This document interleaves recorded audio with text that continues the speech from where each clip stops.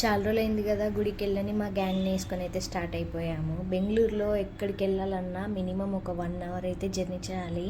చాలా ఓపిక ఉండాలి. అసలు ఈ ట్రాఫిక్లో ఇరుక్కుపోవడాలు ఇలాంటివి చాలా జరుగుతుంటాయి. అబ్బా, బెంగళూరులో ఏందిరా ఇంత ఖాళీగా ఉన్నాయి రోడ్లు అని అనుకునేసరికి ట్రాఫిక్లో ఇరుక్కుపోయాము. మేము వెళ్ళే టెంపుల్ పేరు రాగిగుట్ట. ఇది జయనగర్ 9th బ్లాక్లో ఉంటుంది. బెంగళూరులోనే one of the largest temple అంట. ఈ పేరు వినగానే ఏంటి ఇది ఇంత వింతగా ఉందని గూగుల్ అయితే చేసేసా. ముందు ఈ కొండ మీద రాగి ధాన్యాలు పండించేవారట. కొన్ని రోజుల తర్వాత హనుమాన్ విగ్రహాన్ని ప్రతిష్ఠించారట. సో దీనికి రాగిగుడ్డ అని పేరు వచ్చింది. చాలాసేపు జర్నీ తర్వాత ఫైనల్గా టెంపుల్కి అయితే రీచ్ అయిపోయాము. చూసారా ఎంత బాగుంది అసలు టెంపుల్ బయట నుంచి. ఇక్కడే పూలు టెంకాయలు కూడా కొనుక్కోవచ్చు మనము. అయితే వాళ్ళు కాస్ట్ ఎక్కువ చెప్పారు. మేమైతే ఒక టెంకాయ పూలు తీసుకున్నాము. ఇది 100 రూపాయలంట. చూసారా ఎంట్రన్స్ అయితే చాలా బాగుంది. అసలు చాలా బ్యూటిఫుల్గా ఉంది. ఈ టెంపుల్లో హనుమాన్తో పాటు శివుడు, రాజరాజేశ్వరమ్మ వారు, రాముడు, వినాయకుడు చాలామంది ఉన్నారంట. ఈ యొక్క టెంపుల్కి వస్తే చాలు అందరిని చూసేయచ్చు. నేనైతే ఎప్పుడైనా నా మైండ్ బాగాలేకపోతే వెంటనే టెంపుల్కి అయితే వెళ్ళిపోతా. టెంపుల్ దొరికినంత పీస్ నాకు ఇంకెక్కడ దొరకదు. నాలాంటి వాళ్ళు ఎవరైనా ఉన్నారా కమెంట్స్లో చెప్పేయండి. ఈ టెంపుల్లో నాకు హైలైట్ కొట్టిన సీనరీ అయితే ఇదే.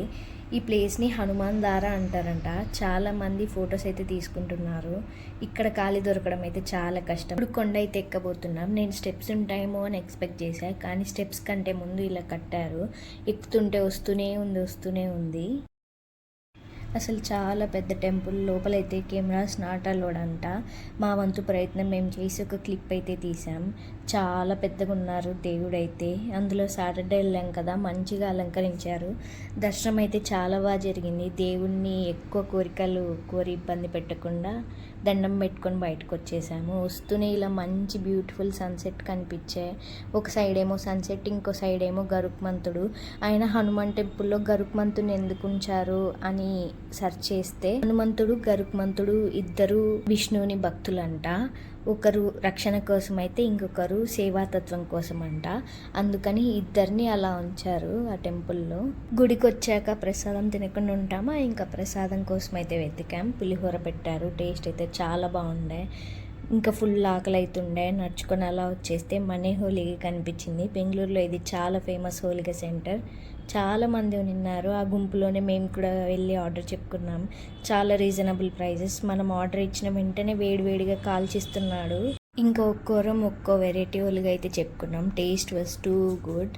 అసలు నోట్లో పెట్టుకుంటే అమృతం లాగా అనిపించింది నాకైతే.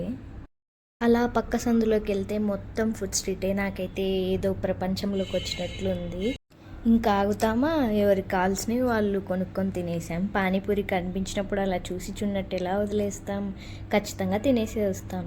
ఇంకా మా వాళ్ళు పాన్ చూస్తే అస్సలు వదలరు. అలాగే ఒక పాన్ కూడా తినేసి రిటర్న్కి స్టార్ట్ అయిపోయాము. Thanks for watching. చలో బాయ్ బాయ్.